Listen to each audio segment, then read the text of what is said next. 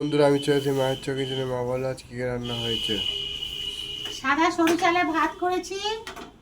এখানে গোল গোল করে আলু কেটে তেলে ভেজে নিয়েছি নুন হলুদ মেখে।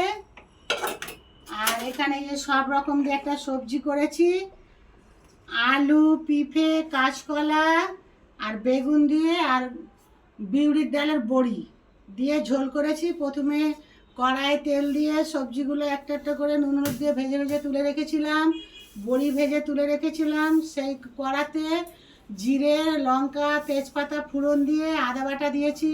আদা বাটাটা নাড়াচাড়া হয়ে যেতে একটা টমেটো দিয়েছি, নাড়াচাড়া করে লঙ্কা গুঁড়ো, হলুদ গুঁড়ো, জিরে গুঁড়ো দিয়ে স্বাদ মতো লবণ দিয়ে সবজিগুলো দিয়ে নাড়াচাড়া করে জল দিয়ে দিচ্ছি। হয়ে যেতে লাউ আর মুখে বড়িগুলো দিয়ে নামিয়ে নিয়েছি। এখানে কড়াই, এখানে ইলিশ মাছ ভেজে রেখেছি। এই যে ইলিশ মাছ ভাজা, নুন হলুদ মেখে ইলিশ মাছগুলো ভেজে রেখেছি। বেগুনটা ভেজে রেখেছি। তারপরে এই যে কড়াইয়ে তেল দিয়ে দিলাম, এই সরষের তেল দিলাম, কড়াই সরষের তেল দিয়ে দিলাম এখানে।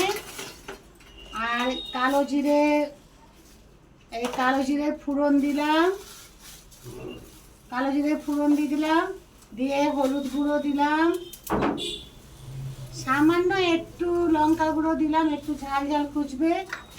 এখানে সর্ষে কাঁচা লঙ্কা বাটা এই দিলাম, তেলের উপরে ছেড়ে দিলাম সর্ষে কাঁচা লঙ্কা। এই যে তেলের উপরে সর্ষে কাঁচা লঙ্কা দিলাম।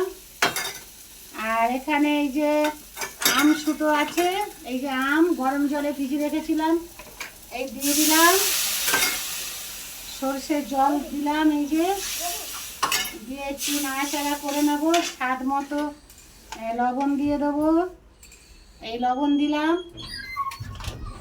স্বাদ মতো লবণ দিয়ে দিচ্ছি। আর একটু জল লাগবে। এই যে দেখুন, আম শুটো দিয়ে ইলিশ মাছ আর বেগুন দিয়ে ঝোল এই দিয়ে দিলাম। এই মাছ বেগুনগুলো ছেড়ে দিলাম,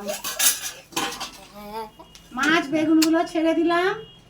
দেওয়ার পরে একটু লাবাবার মুখে কাঁচা সরষের তেল দিয়ে লাভিয়ে নেবো। আমার এই ভিডিওটা ভালো লাগলে লাইক, কমেন্ট, শেয়ার করুন। টাটা।